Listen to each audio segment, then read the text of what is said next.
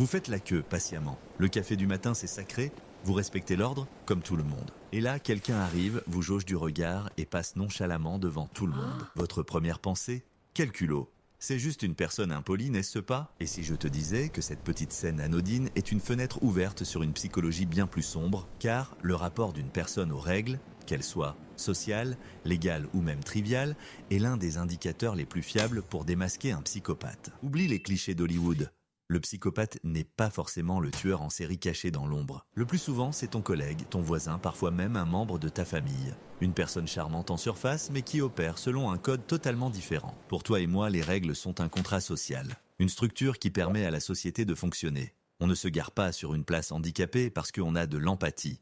On attend le feu vert parce qu'on comprend les conséquences. C'est un mélange de respect mutuel et de prévention du chaos. Pour un psychopathe, cette notion est abstraite, vide de sens. Pour lui, une règle n'est pas un principe moral. C'est un obstacle, un outil ou un jeu. Son cerveau ne se demande pas « est-ce que c'est juste ?»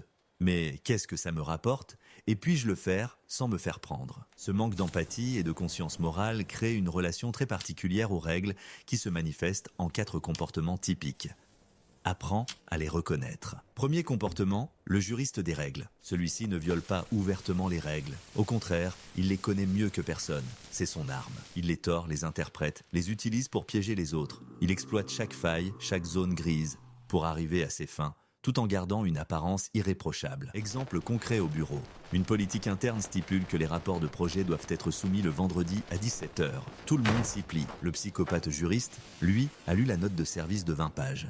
Il a repéré une clause obscure qui dit que les soumissions peuvent être rejetées si le formatage n'est pas optimal. Il va donc attendre le rapport de son rival, le rejeter à 16h59 pour une virgule mal placée et soumettre le sien en étant le seul dans les temps. Il n'a rien fait d'illégal. Il a juste utilisé les règles comme une arme. Si tu le confrontes, il te répondra « Je n'ai fait qu'appliquer le règlement ». Deuxième comportement, l'anarchiste sélectif. Celui-ci est un caméléon. Il respecte les règles à la lettre quand il est observé. Devant le patron, la police ou les caméras, c'est un citoyen modèle. Mais dès que l'autorité disparaît, les règles s'évaporent, le masque tombe. C'est le conducteur qui respecte les limitations de vitesse uniquement devant un radar. Une fois le radar passé, il accélère comme un fou. C'est le collègue qui est au mielleux avec le chef mais qui vole des ramettes de papier ou des agrafeuses dès que le bureau est vide. Leur respect des règles n'est pas motivé par une conscience interne, mais par la peur de la punition.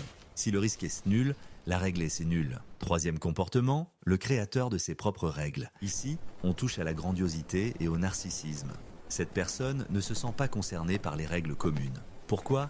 Parce qu'elle s'estime supérieure. Les règles, c'est pour les gens ordinaires, les moutons. Lui est un loup, un visionnaire, une exception. Ses objectifs sont si élevés qu'ils justifient de piétiner le code de la route ou le code pénal. Pense à ces startups disruptives qui violent sciemment la loi en se justifiant par une mission plus grande.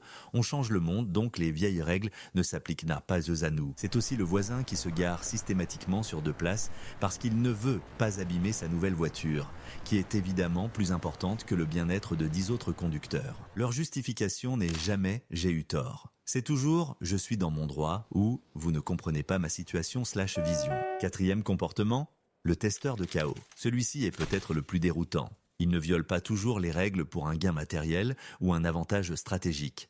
Il le fait par ennui, pour le frisson. Il appuie sur le bouton rouge juste pour voir ce qui se passe. Il lance une rumeur malveillante au bureau pour observer le drame se dérouler. Il troll sur Internet pour provoquer des réactions. Ces violations de règles sont souvent impulsives, petites mais constantes. Elles servent à tester les limites, à voir jusqu'où on peut pousser les gens avant qu'ils ne craquent. C'est une façon de se sentir puissant et vivant dans un monde qu'ils perçoivent comme terne. Leur plaisir vient de la réaction, de la perturbation qu'ils causent. Alors, maintenant que tu connais ces 4 profils, comment faire la différence entre un simple écart de conduite et un schéma pathologique? Voici 3 filtres à appliquer. Filtre 1, cherche le schéma, pas l'incident isolé. Tout le monde peut faire une erreur, être pressé, mal juger une situation. Mais si la personne transgresse les règles de façon répétée, dans différents contextes, au volant, au travail, avec ses amis, en famille, alors ce n'est plus une coïncidence. C'est un mode de fonctionnement. Filtre 2. Écoute les justifications, c'est une mine d'or. Une personne saine qui commet une erreur va généralement exprimer du remords. Désolé,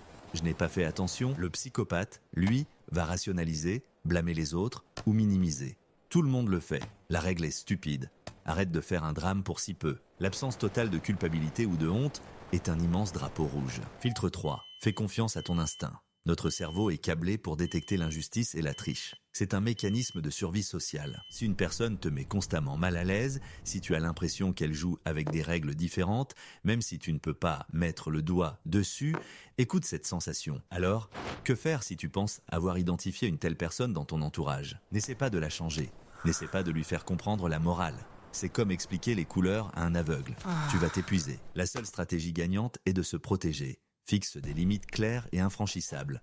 Documente tout par écrit dans un contexte professionnel. Et si possible, crée de la distance. Tu ne peux pas gagner à un jeu dont ton adversaire réécrit les règles en permanence. Le but de cette vidéo n'est pas de te rendre paranoïaque ou de te faire coller des étiquettes sur tout le monde. C'est de te donner une grille de lecture. Les règles sont l'architecture invisible de notre société.